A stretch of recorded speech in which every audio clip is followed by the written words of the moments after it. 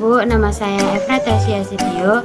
Saya dari Diploma Kebidanan tingkat 1 ingin menjelaskan sedikit dari siklus menstruasi. Yang pertama kita masuk kepada pengertian siklus menstruasi.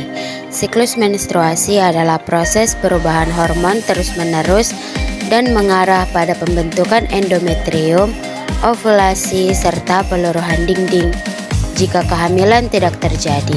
Siklus menstruasi yaitu pelepasan darah dan cairan dari uterus melalui vagina. Fase-fase menstruasi. Fase yang pertama ada fase folikuler. Di tahap ini ovarium memproduksi folikel yang berisi sel telur. Pertumbuhan folikel ovarium kemudian menyebabkan endometrium menjadi tebal. Fase ini biasanya terjadi pada hari ke-10 dari 28 hari dalam sebuah siklus menstruasi. Kita masuk pada fase yang kedua, yaitu fase ovulasi. Biasanya fase ini dimulai 14 hari setelah fase folikuler. Fase ini adalah titik tengah dari siklus menstruasi, dengan periode menstruasi berikutnya akan dimulai sekitar 2 minggu kemudian. Di dalam fase ovulasi ini ada beberapa hal yang terjadi. Yang pertama, peningkatan estrogen dari folikel dominan memicu lonjakan jumlah LH yang diproduksi oleh otak sehingga menyebabkan folikel dominan melepaskan sel telur dari dalam ovarium. Yang kedua, sel telur dilepaskan atau proses ini disebut sebagai ovulasi dan ditangkap oleh ujung-ujung tuba Fallopi yang mirip dengan tangan atau disebut dengan fibria. Fibria kemudian menyapu telur masuk ke dalam tuba Fallopi.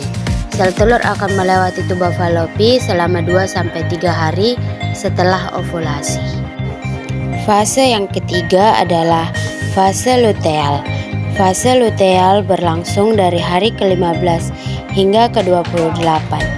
Pada fase ini, sel telur yang telah dilepaskan dari ovarium akan bergerak dari tuba Fallopi ke rahim. Tingkat hormon progesteron akan meningkat untuk mempersiapkan lapisan rahim untuk kehamilan. Jika sel telur dibuahi oleh sperma dan menempel pada dinding rahim, maka akan terjadi kehamilan.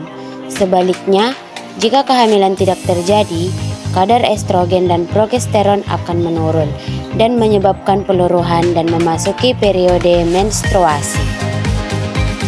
Hormon-hormon yang mempengaruhi terjadinya siklus menstruasi. Ada 4 hormon yang mempengaruhi, yaitu 1. Estrogen.